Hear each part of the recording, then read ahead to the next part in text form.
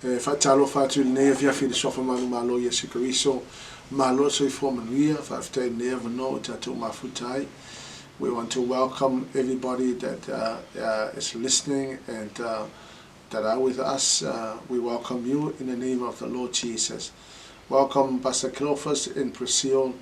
It's so lovely to have you with us, and we pray that God will continue to do miracles in your endeavors to start the church in Brazil. Welcome, and welcome everybody. Tonight we want to continue on our series on life principles, and my intention is to really help you prepare for the rapture, and also to prepare the church for the rapture, and to prepare everybody else for the rapture. Church and friends and everybody that is listening, the return of Jesus is very imminent. We know that right now we are living in the end times, and anything can happen from now on. And if the rapture happens in the next 5 minutes, at least we are prepared. So this is our intention, that we ask that you will turn your hearts to the Lord, for He is the only hope. He is the only hope of the world right now. As we can witness, the world is in chaos, not only with the COVID, but also a lot of happenings around the world, political upheavals, and a lot of things that are happening around the world. And so we know that God is bringing His plan to an end, and we have no idea when that will happen. The only thing we are so sure of is that the Bible actually predicted the days which we are now living in. And so I would encourage you to turn your hearts to the Lord, and turn your hearts to God, for He is our only hope and our only future. Our future is in God. God holds the world's future in His hand. God is holding the world in the palm of His hands. And now, in the present age and in the age to come, God never loses control. He is in control. The Bible tells me that He is still sitting on the throne. He has not left the throne. He is sitting on the throne, and He is in control of everything that is happening around the world. I want to share just 2 verses from the book of Zechariah, which speaks a lot of volume into my heart, and I'm sure it will speak volume to you. Zechariah chapter 10, verse 1, please. Ask the Lord for rain in the spring, for He makes the storm clouds, and He will send showers of rain, so every field becomes a lush pasture. Zechariah and Haggai were contemporaries, and the 2 prophets were working together to encourage the people of God that the only hope that they have is God. And so Zechariah said in verse 1, he was encouraging the people to ask the Lord for rain in the spring, for God makes the storm cloud, and He will send the showers of rain, so every field will become lush pasture. He was encouraging the people to ask God for rain. You know, friends, asking is the beginning of receiving. When you ask God, something begins to happen. And every blessing that comes to you starts with asking. And so Zechariah encouraged people to ask God for rain, because asking is the beginning of receiving. The moment you ask is the moment that receiving begins. And so ask for rain. The Hebrew word for rain here is the word rebibim. And it means many rain from the multiple of drops, or enough rain to cause life and maintain productivity. You see, friends, the rain that the Bible is mentioning here is not just a rain. It's not a rain like we have in a rainy day. This rain carries a very deep spiritual meaning. Rain is a manifest glory. Rain is the anointing. And you see, therefore ask for anointing, and God will give you his manifest glory. See, church, for the anointing, God is willing to give you the showers of the abundance of anointing and blessings. Because the desire of God for us is that we will turn to him for the things we need in life. And you know, when we turn to the Lord and ask specifically for the rain, God will pour down the showers. And you know, as soon as when the showers hit you, you can imagine the productivity and the growth that will come about. All because you ask God to pour down the showers of abundance of rain upon your life. See, but the key here is asking. Ask and keep on asking. When you need something in life, when you are struggling with anything in life, in whatever area of your life that you are struggling, my Bible tells me, if you ask and keep on asking and say, Lord, I need your help, I can assure you that the Lord will turn up on his time. You see, seek and keep on seeking. When you seek and keep on seeking, you will obviously find. You will certainly find. And knock and keep on knocking the door. For I know that the next thing that will happen is open doors. You know, God is so willing to give us open doors and breakthroughs. God is willing to give us anything we require in life if you will take time to ask the Lord. You know, often we think that we underestimate the power of asking.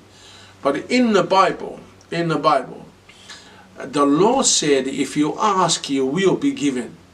So there's a lot of time that God is so willing and ready to release the blessing upon our lives, and whatever need that you so require and answer, the Lord God is waiting for you to ask. It's very simple. All you have to do is just ask.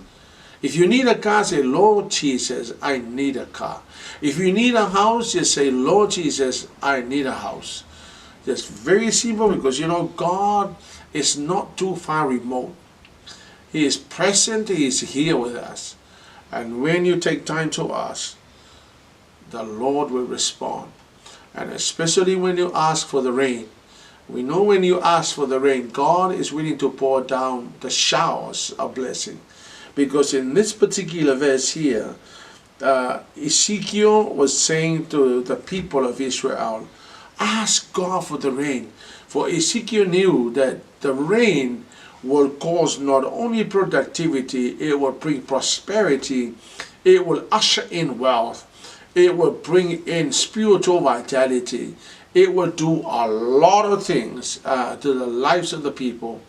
And so it is so crucially important for us to ask the Lord for whatever you need in life.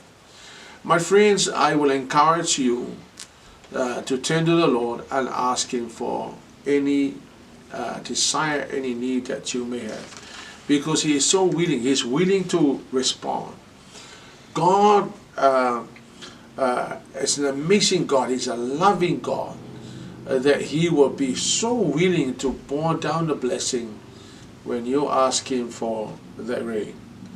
And so in verse 12 is another powerful thing that I know that will enable you to go to the whole new level of blessings. Listen to this verse.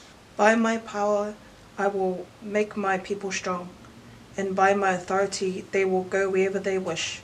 I, the Lord, have spoken. You see, when the Lord speaks, you can guarantee 100% that that is exactly what's going to happen. Now listen again to this verse. By my power I will make my people strong, and by my authority they will go wherever they wish. And the Lord has spoken. Now listen to this. When God's power operates, I want you to know that no one can stop your success. When God's power operates, I want you to know that no one can stop you. You are unstoppable. God will allow you to go wherever you want to go, because the authority of God will make you strong.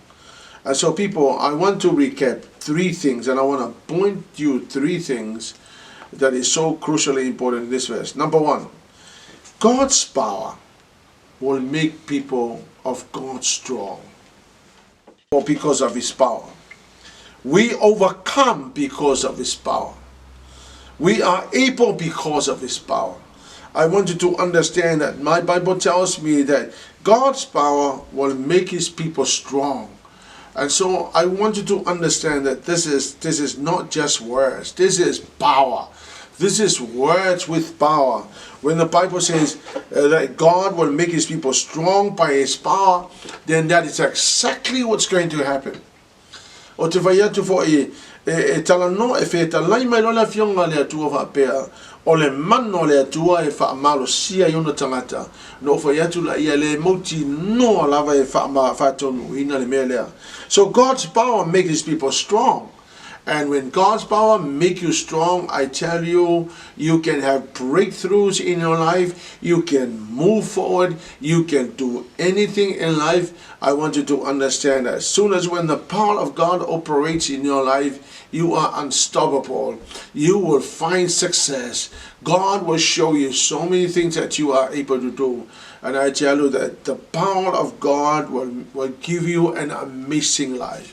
You are going to live in a whole different realm when that power of God operates in your life. The second thing that happens, it says, by his authority, we will go wherever we wish. See, this is absolutely amazing. By the authority of the Lord, we will go wherever we wish.